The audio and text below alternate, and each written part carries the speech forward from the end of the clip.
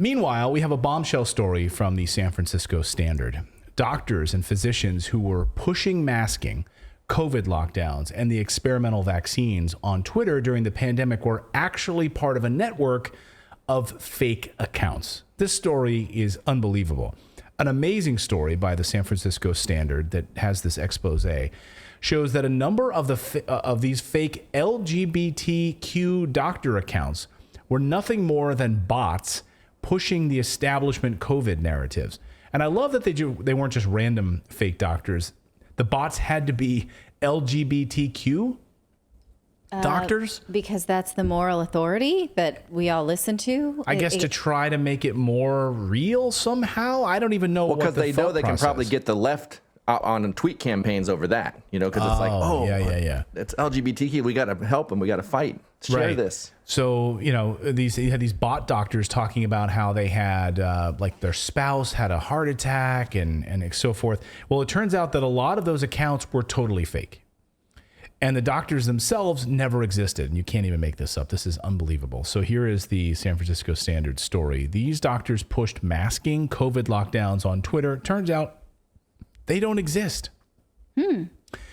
Here's just a few examples we'll kind of go through this story here. So I'm just going to read from this because it's so good. Last month, Dr. Robert Honeyman, that's his name, lost their sister to COVID. Lost their sister to COVID, they say. They wrote about it on Twitter and received dozens of condolences, over 4,000 retweets, 43,000 likes. Exactly 1 month later, on December 12th, Honeyman wrote that another tragedy had befallen their family. Sad to announce that my husband has entered a coma after being in hospital with COVID. The doctor is unsure if he will come out, they tweeted.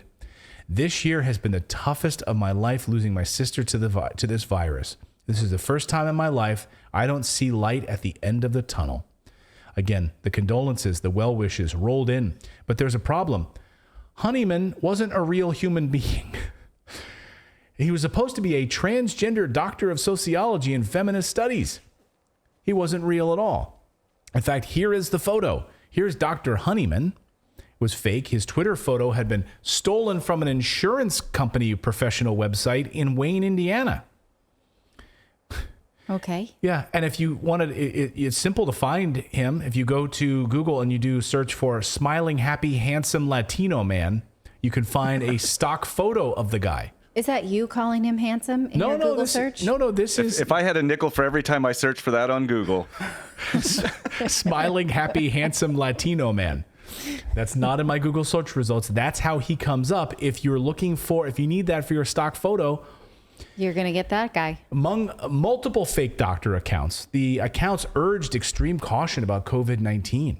They were a part of a network, they write, of at least 4 fake accounts that touted their ties to the LGBTQ plus community and vocally advocated for mask wearing, social distancing, dished out criticism to those who they felt were not taking the pandemic seriously. The fake doctors were uncovered by Joshua Gutterman, a self-described gay writer pursuing a master's of fine arts. He saw Robert Honeyman's tweet about their husband being in a coma, noticed people he followed also followed them, and he thought they may be part of the community. But after 10 minutes of Googling, he figured that Robert Honeyman's photo was a stock image and their biography was stretched the boundaries of believability. And basically, all of these fake accounts are out there pushing this COVID narrative, all of these bots. What Michael Schellenberger calls COVIDism. COVIDism. It's basically, sort of the woke presentation of COVID that, you should wear 8 masks at a time and have a booster. I even saw a conversation in response to something that the CDC posted today where someone was like, okay, I had my bivalent booster the minute it was available. When can I get my next one? Is it too soon now? And I'm like, who's asking this? You don't have a doctor to ask? You're asking on Twitter? That is COVIDism. That sounds totally fake. It does. Well, and it's funny you're pointing out what these bots are saying. If you follow people like Rob Reiner, Mark Ruffalo, some of these Hollywood people, they're saying the exact same thing these bots are saying. Yeah, and they'll retweet these bots, and this is how it goes. So I want to know who's behind this, because there's apparently a couple. There's a bunch of these different bot accounts. Some of them have Ukrainian flag pins in their Twitter name, but they're all fake. And they're just pushing, they're pushing all of this, the same narrative across Twitter and in social media. Another account associated with this group, Dr. Gerald Fisher, fake guy, displayed rainbow, trans, and Ukrainian flags next to his name and described himself as an ally for all in the LGBTQ plus community. Wear a mask, hashtag. His account has now been taken down, but he sure showed us. It's amazing. They all three of them had created their accounts during the pandemic, so they're brand new accounts. Fisher's account dated to 2019, but his earliest visible tweet was from July of 2022. They also frequently interacted with one another, like commenting back and forth and retweeting each other's fake accounts. Like we live in some weird matrix, or I don't know, or outside of the matrix. It's a simulation. Yeah, we do.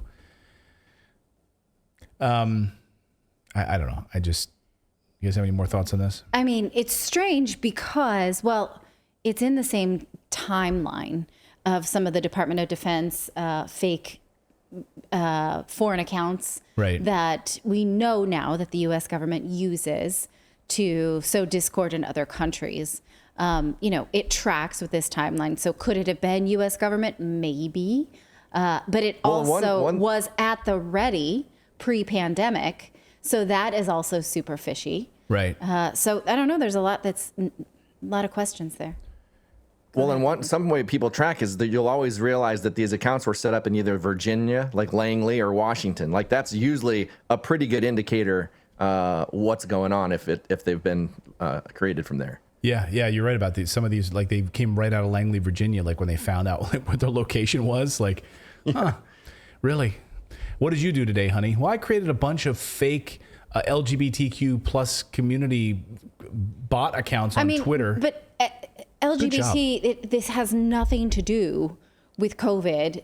This is just box ticking now. So we know at least if you want to endear yourself to, sort of right think as opposed to wrong think, these are the things. It's Ukraine flag, LGBTQ plus, COVIDism. Like this is a mindset, a fixed mindset. I guess they think these are the people that would go out and get like 6 booster shots. Like the people that wear like a Ukrainian flag. They have multiple hashtags in their bio. But what does it do for someone who might start to ask questions about the COVID narrative? And then you see someone that you think, well, an LGBTQ plus doctor knows what's going on. Plus, I'm super empathetic to this archetype because of the climate of the world right now. So you know what? I'm going to take those questions and just put them in my back pocket for now. Right. Well, and I think also if you think about like now, Twitter now, where the conservatives are coming back, think about Twitter during this time. It was far left. It was more left. So they were getting the retweets and stuff. So that became the conversation. So the media would pick it up saying these narratives because these seem to be the predominant narratives on the platform at the time. Yeah. There was no counter narrative. Mean Raccoon in our Rumble chat says the accounts are Langley cadets earning CIA credits. Mm. Yeah. Well, and you know what? They probably also, I would have to just, knowing what it takes to manage social media, they've probably got some kind of system that's tied to these platforms that lets them create multiple accounts in mass and then just like program them to send out certain things at certain times. They've probably got some intricate system that does this for them. There's no way that this is like one person, sitting in Langley at their office, like setting this up. I wouldn't think. Storyboarding someone's life. Yeah. Although Exactly.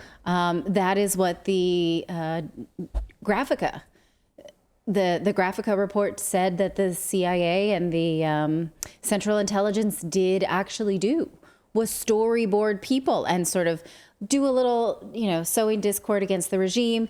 And also, here's a recipe for tabbouleh or what have you, right? And so they were in fact trying to create a holistic person that never existed.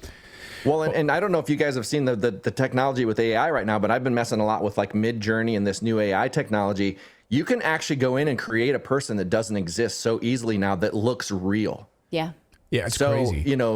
Yeah, and so these profile images and stuff, they're going to be like, oh, we can't be using stock photos anymore. Now we can create our own. So just know that like as this AI technology advances, the government will be using it and getting more access than we do. I have plans to use it so I can take a day off. So you might be hosting the show. You might With not your even know. clone? With my clone. You might not even know. Okay. Probably will not be as sharp and as Or funny. it could just, it'll just be me.